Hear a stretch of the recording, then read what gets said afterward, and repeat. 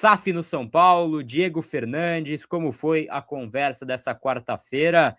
Bom, vamos lá então, por partes. Para quem não viu, quarta-feira, Diego Fernandes, no caso ontem, teve uma conversa presencial com a Rimacis, presidente do São Paulo. Tava o Diego, mais 4 convidados dele, já conto quem são. E aí, do outro lado da mesa, Macis, Marcelo Pupo, que é o seu aliado político principal, e 4 membros ali da parte jurídica, do corpo jurídico do São Paulo.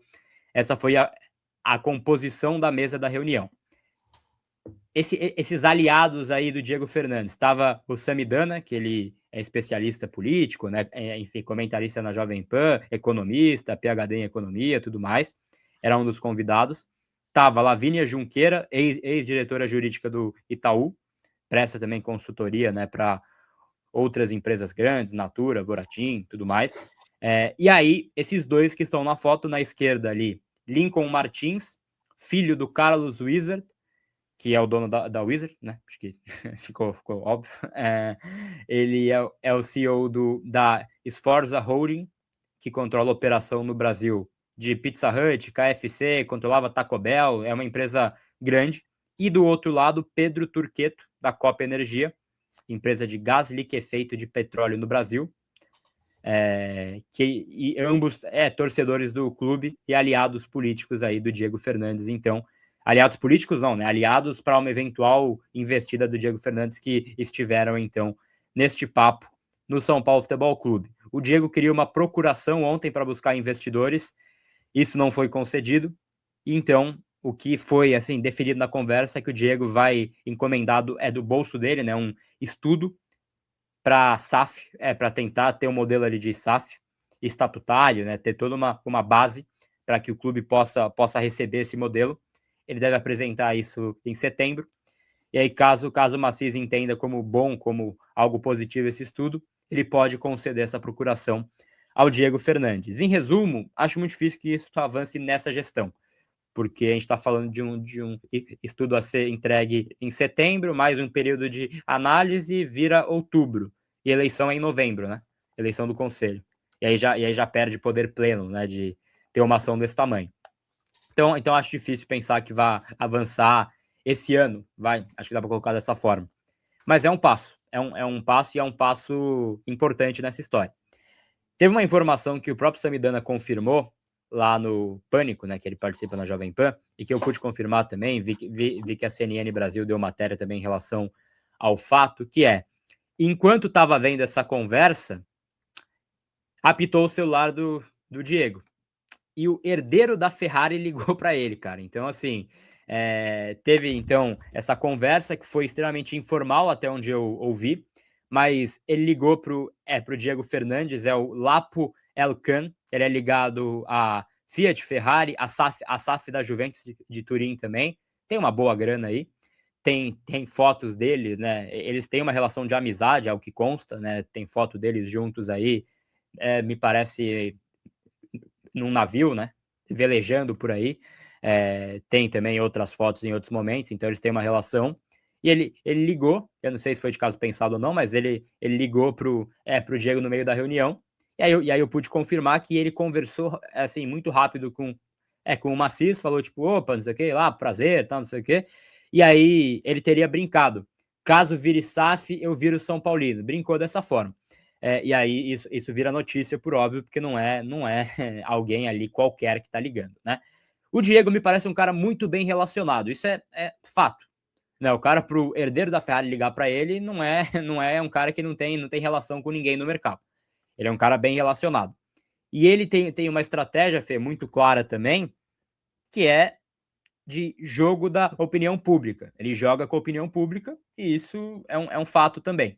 Essa movimentação, entrega de camisa e tudo mais, tem um jogo ali que envolve a opinião da torcida de modo geral. E aí vai ficar sem ir para aquele rótulo, né? Porque ele, e aí acho que a gente fez a entrevista com ele, e isso acho que ficou de modo geral, ele é o estereótipo, né? Tem muita gente que pega esse estereótipo e leva isso como algo, tipo, não confio nesse cara. Mas ele conseguiu dar um passo importante nesse processo dele individual, né? Ele querendo dar esse avanço, ter uma reunião 3 horas com quem hoje comanda o clube, é um passo. E aí tem uma enquete para a galera votar, queria te ouvir também em relação a isso. Você gostaria que o clube virasse SAF? E eu vou até pegar o resultado parcial aqui. Olha, tem uma parcial boa. Quase 80% fala que sim, fala que o associativo faliu, mas tem uma porcentagem também considerável, 13% aqui, que fala que sim, barra depende, né? Mas que não confia no Diego. Bom, queria te ouvir, Fê, em relação a essa possibilidade e a essas informações do papo Diego Fernandes Maciço. Perfeito, Gabi. Primeiro, acho que é um avanço positivo, né? O presidente do São Paulo abrir as portas para ouvir uma ideia de fora de como poderia sair do associativo, dos benefícios, enfim. Eu acho que é um avanço positivo, pelo menos para escutar o que tem a dizer um possível investidor num futuro do São Paulo. O que ele pensa sobre isso, como que pensa a respeito do assunto. Acho que é um avanço significativo. Avanço esse ano também acho que é complicado, porque é um ano de eleição presidencial no São Paulo. Como você disse que deve pintar um avanço em setembro, e até o Matheusão falou ontem no Extra T, setembro é um momento que o São Paulo vai estar borbulhando de forma política para o próximo presidente. E aí, o que pode avançar é se o próximo presidente tiver uma cabeça que pode ser positivo.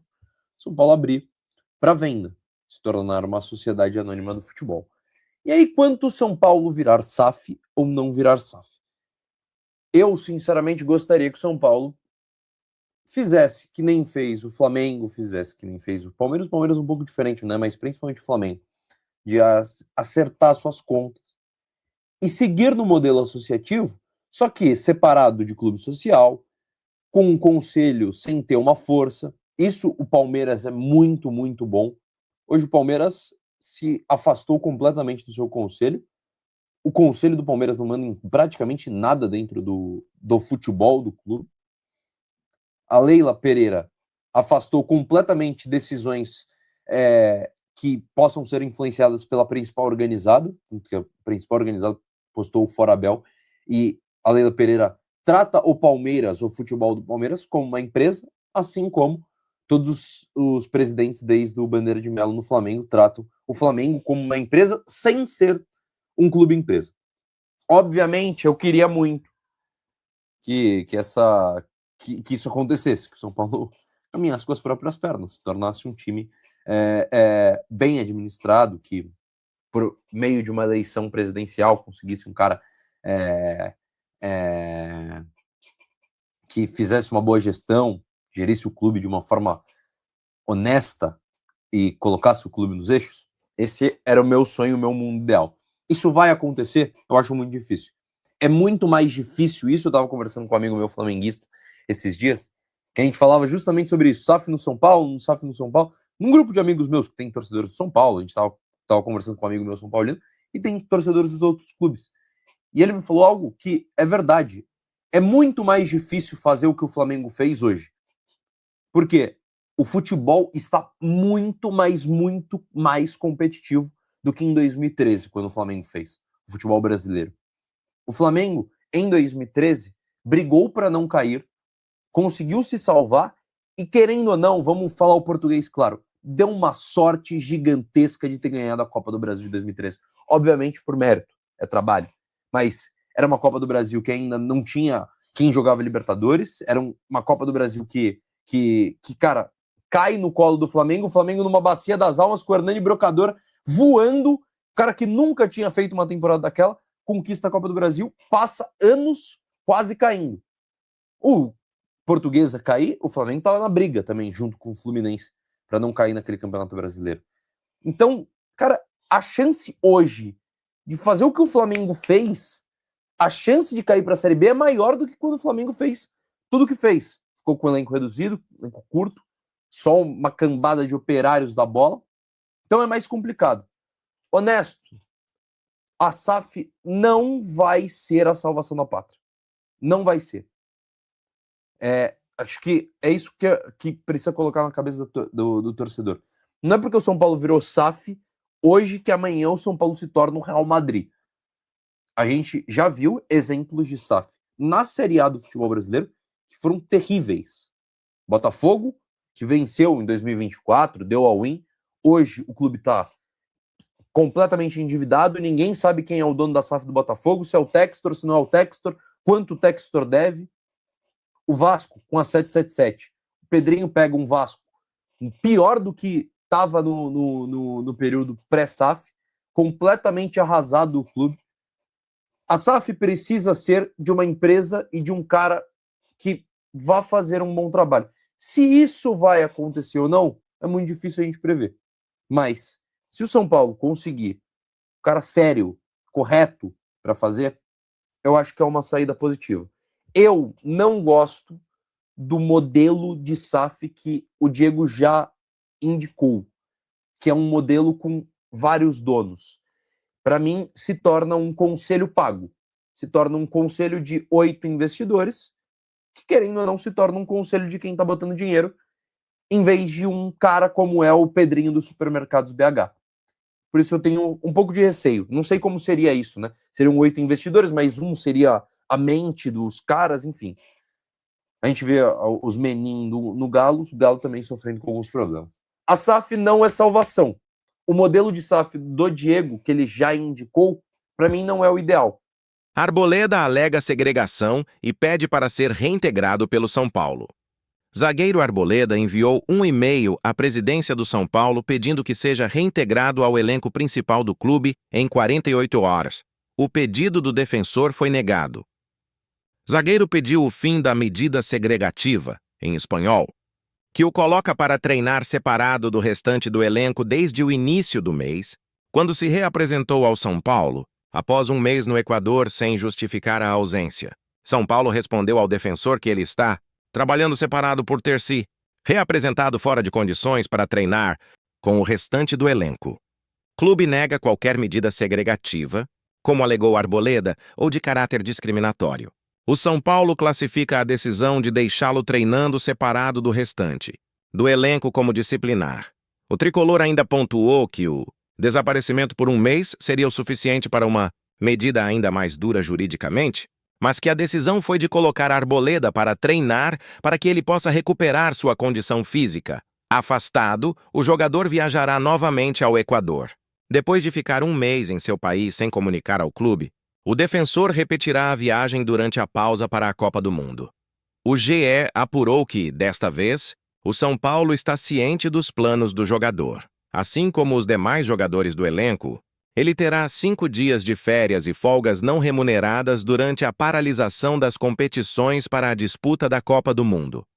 O São Paulo, por orientação jurídica, descartou a possibilidade de colocar o defensor para treinar sozinho, enquanto os demais jogadores terão o período de descanso. Ele treinou sexta à tarde no CT da Barra Funda, mas está fora do jogo contra o Remo no domingo pelo Brasileiro. Por isso já foi liberado para as férias, assim como Mike, outro afastado do elenco. No dia 4 de abril, Arboleda abandonou a concentração do São Paulo para o jogo contra o Cruzeiro, no Morumbis, e foi para o Equador. O clube notificou o zagueiro pelo sumiço, mas ele demorou um mês para reaparecer, antes do limite para não ter seu contrato rescindido. Enquanto Arboleda viaja ao Equador novamente, o São Paulo ainda busca um clube para contratá-lo. O Vitória e outros ainda mantidos em sigilo demonstraram interesse no defensor, mas nenhuma negociação avançou.